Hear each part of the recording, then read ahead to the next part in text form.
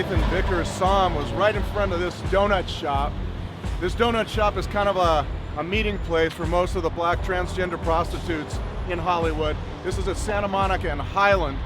A lot of folks would congregate here. They'd meet up here. They kind of figure out what they were going to do for the night. On November 17th, the last of the friends of his saw him. He was waving goodbye, saying he'd be back in about an hour. He's going over to Lexington Street, trying to pick up a client or two.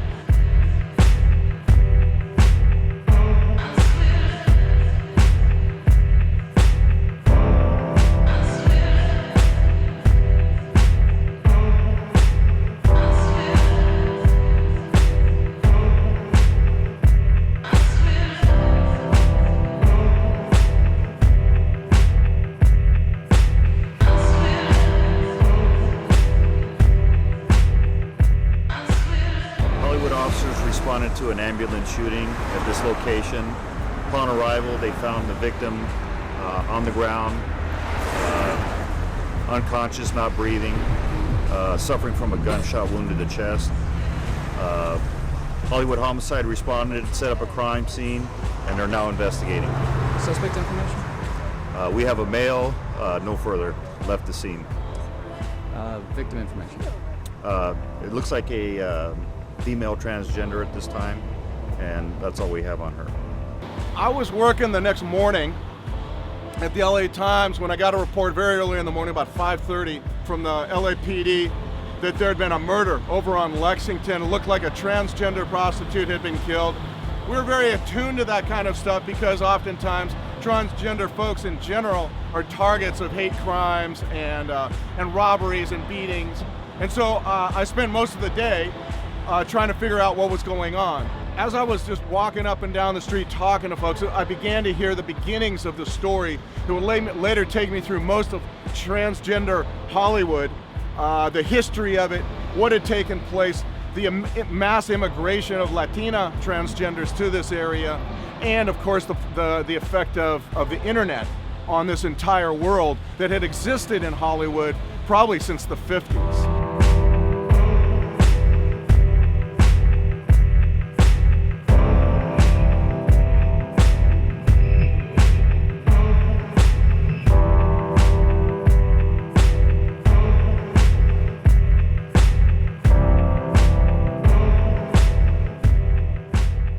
It was reported that Cassidy was killed while being a sex worker, and she was shot by a person on a bicycle.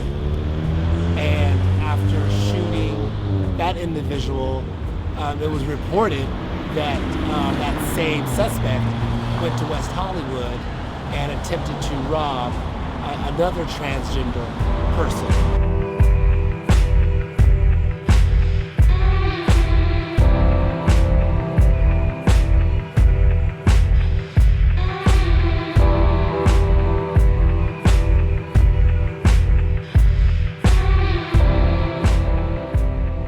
What we do know is that he was standing at the corner of Lexington and Gower on November 17th, 2011.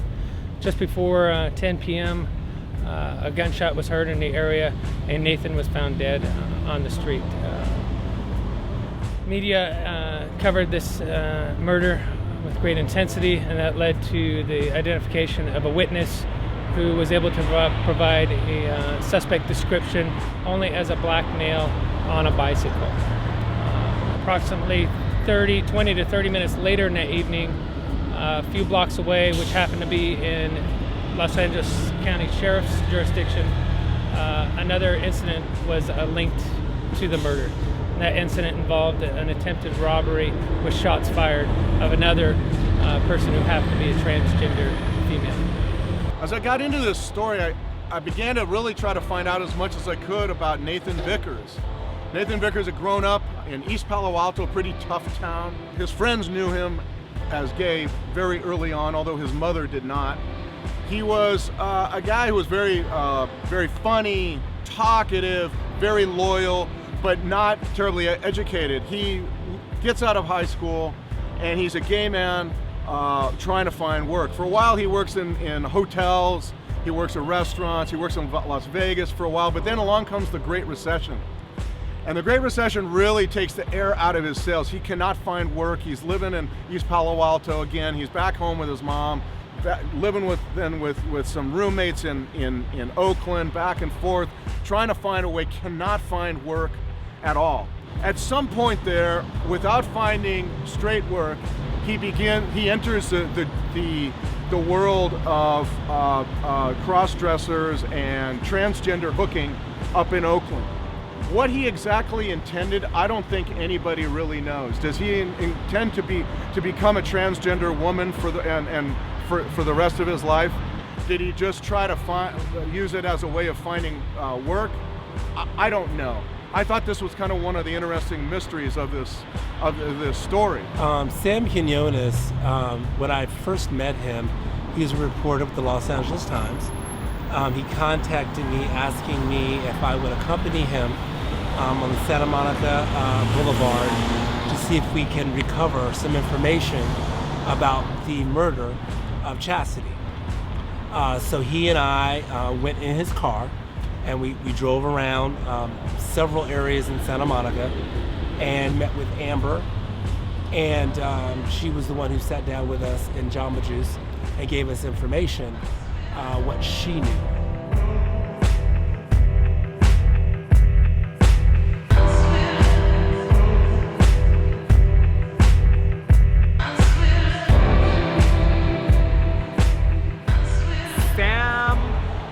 Actually, I got in contact with him through Troy, and he wanted to do an interview for the LA Times, and we did that interview. I was intoxicated at the time, but we did the interview, and I met Cassidy out here on Santa Monica Boulevard, actually in McAdden at the Village. I met her. She came out here with her cousin from the Bay Area. She was a pretty nice girl. She never got into it with anybody, never argued. She seemed pretty nice. We helped each other with like food, money every now and then. If she didn't have any money, I'd give her some money. If I didn't have any money, she would give me some money. If we were hungry, we would take each other out to eat. I believe that when she came to Hollywood, she found like a place where she could be accepted for who she really wanted to be. When I met her, she was a girl. I never seen her as a boy, so I would consider her transgender. I know that was like a goal that she was trying to reach, so I know her family didn't know about it. I actually seen her right in front of Donut Time, and like usually, like I said, she was really quiet and really didn't hang out with anybody. But that night, she was like really happy for some reason. She was like full of like life, spirit. Her spirits were really high, and she walked up to me and a couple of my friends, and she told us that she wanted to take us to where she was staying in Watts. And like a couple of hours later, the police came by and said that there was a murder off of Lexington and Gower. And then the next day, the detectives had like her mugshot, and they were showing us, and they were telling us who exactly it was that got murdered.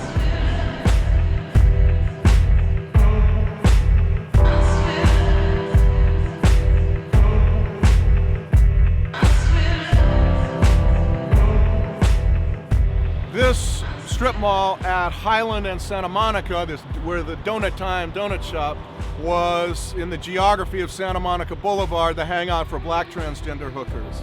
They would usually hang out in front here, hang out over there. A lot of them would sleep from time to time in what used to be that blackened building back there. Used to be a pornographic bookstore. They had little video booths where you could watch porno films. The guys would sleep in those cubicles there a lot, or they'd sleep in bushes that were farther down Santa Monica or up on Highland. This was the meeting place. They would meet each other here. They would get to know each other here. A lot of them, of course, went by nicknames. No one really knew each other by the names that their own families knew them. The next day was when they actually passed out the flyers with her mugshot and stuff on it. So they were out here like the whole night, the night that she got murdered, but they were giving us her government name and nobody really knew who that was. So it was kind of confusing people. and nobody really understood or knew who they were talking about until they handed out the mugshot. From that point on, flyers were made of Cassidy, and I went out in the community posting them in businesses, trying to get information on the suspect. The Western Bandit is the suspect. The Western Bandit has been linked to, in total, 20 crimes. One of those, Nathan's murder. The 19 others, the majority are robberies or attempted robberies, some of them just shootings. This individual has acted in a very dangerous manner, very reckless. Oftentimes during the robberies, he's not giving the victim enough time to even provide them with what he's demanding. He's shooting. Luckily, no others have been killed during these incidents, but there's been a lot of people injured, and he's a very dangerous individual. This place was overwhelmed in LAPD patrol cars. They came from every direction and inundated the area. And what they wanted to do was pass around a picture of Nathan Vickers to all the folks that they didn't want anybody running off, because they knew it was going to be a very dicey case. He was a transgender hooker, could be from anywhere, could be anybody. And they figured the only place, the closest place they knew to check was Donut Time Donut Shop, which was a big hangout for black transgender hookers on Santa Monica Boulevard.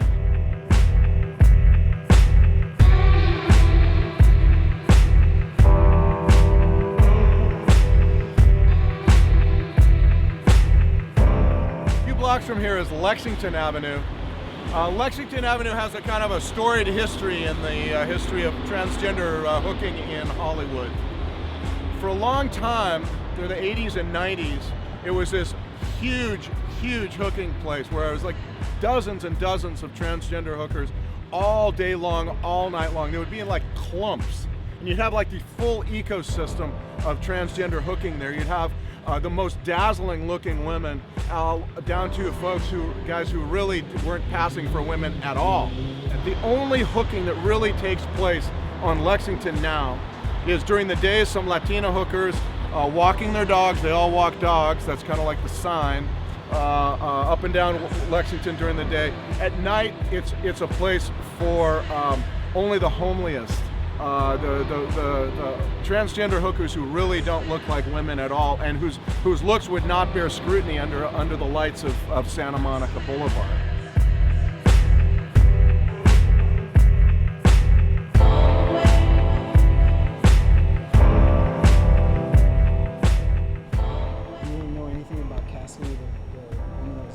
Yeah, I heard what happened. What did you hear? I heard it get shot.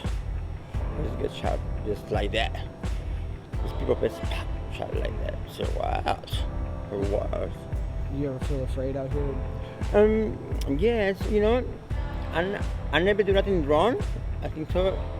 I'm not angel neither, right? But I'm not worried about it to turn around and somebody give me shot because I'm not scared from nobody. I always never think about it like that. Where did you come from? I'm from Mexico City. How do you feel about this life? I feel for my life it's a lot hard to live like that. More hard than anybody's life. Yeah, because I've been like this all my life, so it's sit down to thinking about it. How hard is this life? It's really, really hard. Like I cannot even believe myself. I live all these years like that, you know. It's really hard, really hard. How do people treat you? People, you know, and I got the much. People treat me good, but always something is making comfortable because you know you're different. But no matter how you're beautiful, how you're female, wherever you look, you know something is making comfortable everywhere you go, and especially me because I've been here in California for too many years, and I've been all my life, 40 years, all I got by myself, and nobody helped me, not even stay, nobody always live like this. I had to eat. And something happened to me right now, that nobody knows nothing to me because I never even my family, nothing like that. So It kind of sucks because, like, it seems like when a transgender person dies in Hollywood, like, nothing ever really happens. And, like, they forget that there's people that still care about us and the people that are still out here, so it sucks. It was difficult doing this particular fundraiser because she was African American. And it's sad to say that the city of Los Angeles was not on fire. They were not on fire because her hair or her wig wasn't straight enough. You know, her eyes wasn't light enough. Her skin color wasn't brown enough. So the city really wasn't on fire. So when I went to the Transgender Day of Remembrance, where they remember those that died of hate crimes, when I went to take the stage, they told me no. And it really disturbed me because that was the time when we could have raised money for the family. But they told me no. So then, about a week or so later, we had a visual. So we totaled about $500 to give to the family. But that was with effort. And typically speaking, if Cassidy was a different race, we would have raised money at that Transgender Day of Remembrance, and we would have got more than $500 for that family. How upsetting is that? As I began to interview people who knew him, both people here and people up in East Palo Alto where he was originally from, and at each spot you would get a different picture of who Nathan Vickers was. Some people, like folks down here, didn't even know him as Nathan. They knew her as Cassidy Vickers. The friends up in Palo Alto and Oakland knew him as Nathan Vickers, someone that they swore would never cross-dress and was not a transgender person and never wanted surgery, but simply was if he was cross-dressing, it was entirely an economic choice, that he had no other opportunity to make money, and this was his way of making money. I spoke with his mother, who knew nothing about this world and her son's involvement in it. She just thought he was a gay man who had trouble finding work and really didn't know anything about his life on the street. So at each place you found a different idea of who this guy was and what he was trying to become, or who he had been. And it was a very complicated thing. I found he had 3 nicknames. He had 2 Facebook accounts. He had IDs from, I think, 3 or 4 different cities. It was like you're trying to find this ghost, this shadow. You didn't really know who he was. He may not actually, in fact, have known who he was. It was a classic Hollywood story, I thought. People come here, have been coming here to become stars for decades now. Mostly that's a Hollywood story that ends badly. Not like the Hollywood movies. You know, the classic Hollywood story does not end well. It ends up someone working tables, an alcoholic, trying to find some kind of path to stardom. They end up on the streets. This was a little bit like that. It was a story about a guy who came here looking to be something else because what was happening for him up north in Northern California wasn't working for him. And he gravitated towards cross-dressing, transgender hooking, and ended up dead on the street. Investigated by police officers who had no idea who he was, surrounded by people who had no idea who he was, and befriended on the street in front of this donut shop right here by people who never knew his real name. It's a very sad story. Some of these people coming out in hopes of becoming actors, models, anything like that. Things don't come easy in life. Whether you're hoping that something magically is going to happen when you come out to Hollywood and ending up on the streets addicted to drugs. Very sad stories out there. I think people have a misconception about Hollywood. They think lights, camera, action, glitz, glamour, and what they really don't know is not like a place to come and live out your dreams or anything.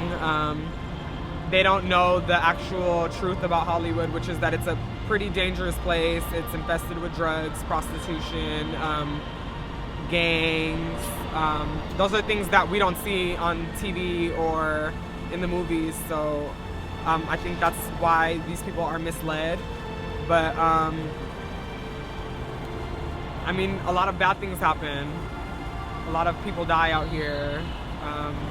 Nobody really sees this stuff because it never gets too public. It's probably played on the news once or twice, and then it's a dead issue after that. And there's really no justice or anything for anybody. I've lost a lot of friends out here. I've almost lost my life out here a couple of times, and it's just a scary place, and I don't recommend it for anybody.